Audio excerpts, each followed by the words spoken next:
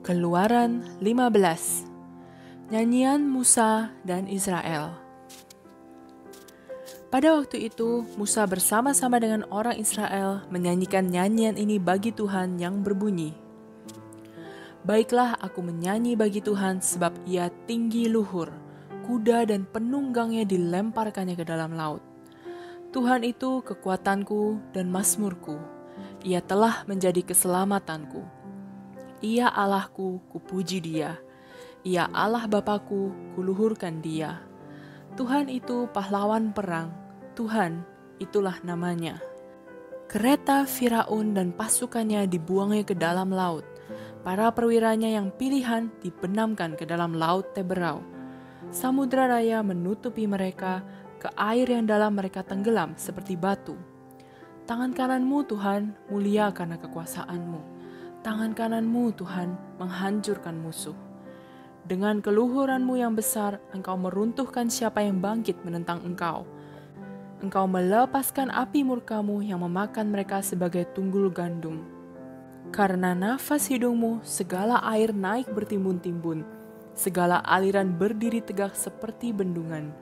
Air bah membeku di tengah-tengah laut. Kata musuh, aku akan mengejar, akan mencapai mereka, akan membagi-bagi jarahan.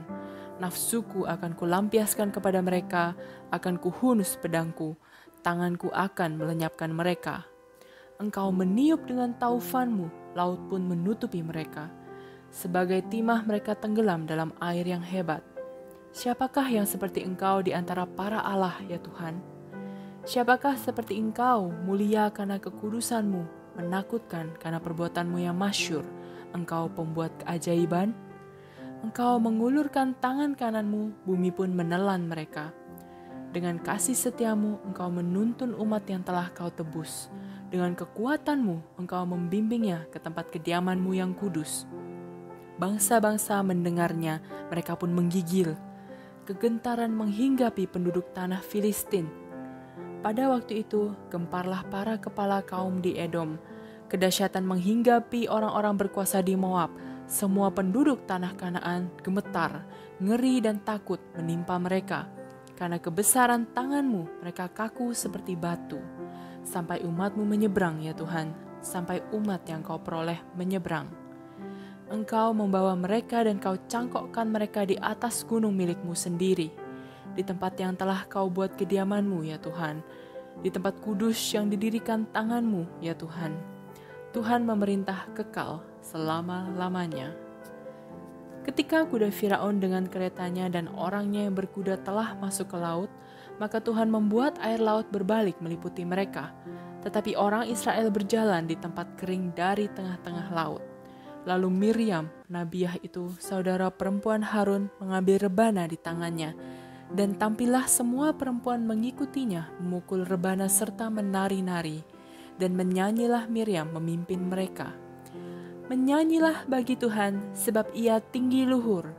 Kuda dan penunggangnya dilemparkannya ke dalam laut. Di Mara dan di Elim. Musa menyuruh orang Israel berangkat dari laut Teberau. Lalu mereka pergi ke padang gurun Syur. 3 hari lamanya mereka berjalan di padang gurun itu dengan tidak mendapat air. Sampailah mereka ke Mara, tapi mereka tidak dapat meminum air yang di Mara itu karena pahit rasanya. Itulah sebabnya dinamai orang tempat itu Mara. Lalu bersungut-sungutlah bangsa itu kepada Musa, kata mereka, "Apakah yang akan kami minum?" Musa berseru-seru kepada Tuhan, dan Tuhan menunjukkan kepadanya sepotong kayu. Musa melemparkan kayu itu ke dalam air, lalu air itu menjadi manis. Di sanalah diberikan Tuhan ketetapan-ketetapan dan peraturan-peraturan kepada mereka. Dan di sanalah Tuhan mencoba mereka, firman-Nya. Jika kamu sungguh-sungguh mendengarkan suara Tuhan Allahmu dan melakukan apa yang benar di matanya, dan memasang telingamu kepada perintah-perintahnya dan tetap mengikuti segala ketetapannya, maka aku tidak akan menimpakan kepadamu penyakit manapun yang telah kutimpakan kepada orang Mesir. Sebab aku Tuhanlah yang menyembuhkan engkau. Sesudah itu sampailah mereka di Elim. Di sana ada 12 mata air dan 70 pohon korma. Lalu berkemahlah mereka di sana di tepi air itu. Keluaran 16. Mana Sabat. Setelah mereka berangkat dari Elim, tibalah segenap jemaah Israel di padang gurun Sin yang terletak di antara Elim dan Gunung Sinai pada hari yang ke-15 bulan yang kedua sejak mereka keluar dari tanah Mesir. Di padang gurun itu bersungut-sungutlah segenap jemaah Israel kepada Musa dan Harun, dan berkata kepada mereka, kalau kami mati tadinya di tanah Mesir oleh tangan Tuhan, ketika kami duduk menghadapi kuali berisi daging dan makan roti sampai kenyang. Sebab kamu membawa kami keluar ke padang gurun ini untuk membunuh seluruh jemaah ini dengan kelaparan. Lalu berfirmanlah Tuhan kepada Musa, sesungguhnya aku akan menurunkan dari langit hujan roti bagimu, maka bangsa itu akan keluar dan memungut tiap-tiap hari sebanyak yang perlu untuk sehari, supaya mereka kucoba apakah mereka hidup menurut hukumku atau tidak.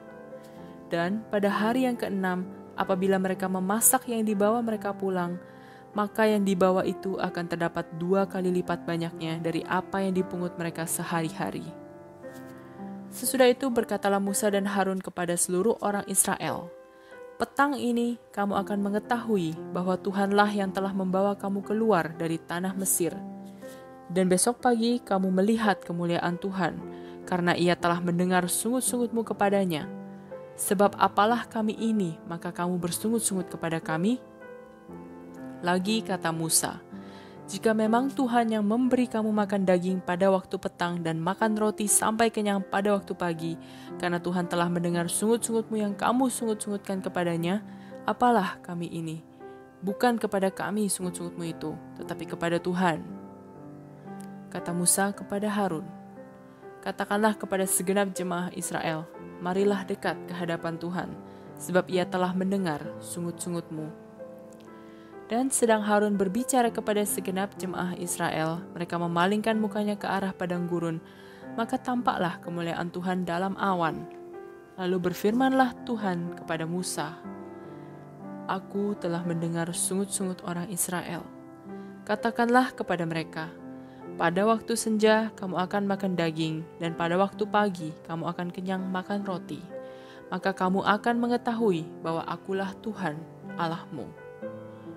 Pada waktu petang, datanglah berduyun-duyun burung puyuh yang menutupi perkemahan itu. Dan pada waktu pagi, terletaklah embun di sekeliling perkemahan itu. Ketika embun itu telah menguap, tampaklah pada permukaan padang gurun sesuatu yang halus, sesuatu yang seperti sisik, halus seperti embun beku di bumi. Ketika orang Israel melihatnya, berkatalah mereka seorang kepada yang lain, apakah ini? Sebab mereka tidak tahu apa itu. Tetapi Musa berkata kepada mereka, inilah roti yang diberikan Tuhan kepadamu menjadi makananmu. Beginilah perintah Tuhan. Pungutlah itu tiap-tiap orang menurut keperluannya, masing-masing kamu boleh mengambil untuk seisi kemahnya, segomer seorang menurut jumlah jiwa. Demikianlah diperbuat orang Israel, mereka mengumpulkan, ada yang banyak, ada yang sedikit. Ketika mereka menakarnya dengan gomer, maka orang yang mengumpulkan banyak tidak kelebihan, dan orang yang mengumpulkan sedikit tidak kekurangan. Tiap-tiap orang mengumpulkan menurut keperluannya. Musa berkata kepada mereka, seorang pun tidak boleh meninggalkan daripadanya sampai pagi. Tetapi ada yang tidak mendengarkan Musa dan meninggalkan daripadanya sampai pagi, lalu berulat dan berbau busuk. Maka Musa menjadi marah kepada mereka. Setiap pagi mereka memungutnya, tiap-tiap orang menurut keperluannya. Tetapi ketika matahari panas, cairlah itu. Dan pada hari yang ke-6 mereka memungut roti itu 2 kali lipat banyaknya, 2 gomer untuk tiap-tiap orang. Dan datanglah semua pemimpin jemaah memberitahukannya kepada Musa. Lalu berkatalah Musa kepada mereka, inilah yang dimaksudkan Tuhan. Besok adalah hari perhentian penuh, Sabat yang kudus bagi Tuhan. Maka roti yang perlu kamu bakar, bakarlah, dan apa yang perlu kamu masak, masaklah. dan segala kelebihannya biarkanlah di tempatnya untuk disimpan sampai pagi. Mereka membiarkannya di tempatnya sampai keesokan harinya seperti yang diperintahkan Musa. Lalu tidaklah berbau busuk dan tidak ada ulat di dalamnya. Selanjutnya kata Musa, makanlah itu pada hari ini, sebab hari ini adalah Sabat untuk Tuhan. Pada hari ini tidaklah kamu mendapatnya di padang. 6 hari lamanya kamu memungutnya, tetapi pada hari yang ke-7 ada Sabat, maka roti itu tidak ada pada hari itu. Tetapi ketika pada hari ke-7 ada dari bangsa itu yang keluar memungutnya, tidaklah mereka mendapatnya. Sebab itu Tuhan berfirman kepada Musa, berapa lama lagi kamu menolak mengikuti segala perintahku dan hukumku? Perhatikanlah, Tuhan telah memberikan Sabat itu kepadamu. Itulah sebabnya pada hari ke-6 Ia memberikan kepadamu roti untuk 2 hari. Tinggallah kamu di tempatmu masing-masing. Seorang pun tidak boleh keluar dari tempatnya pada hari ke-7 itu. Lalu beristirahatlah bangsa itu pada hari ke-7. Umat Israel menyebutkan namanya Mana. Warnanya putih seperti ketumbar dan rasanya seperti rasa kue madu. Musa berkata, beginilah perintah Tuhan. Ambillah segomer penuh untuk disimpan turun-temurun, supaya keturunan mereka melihat roti yang kuberi kamu makan di padang gurun ketika aku membawa kamu keluar dari tanah Mesir. Sebab itu Musa berkata kepada Harun, ambillah sebuah buli-buli, taruhlah mana di dalamnya segomer penuh, dan tempatkanlah itu di hadapan Tuhan untuk disimpan turun-temurun. Seperti yang diperintahkan Tuhan kepada Musa, demikianlah buli-buli itu ditempatkan Harun di hadapan tabut hukum Allah untuk disimpan. Orang Israel makan mana 40 tahun lamanya sampai mereka tiba di tanah yang didiami orang. Mereka makan mana sampai tiba di perbatasan tanah Kanaan. Adapun segomer ialah 1/10 eva.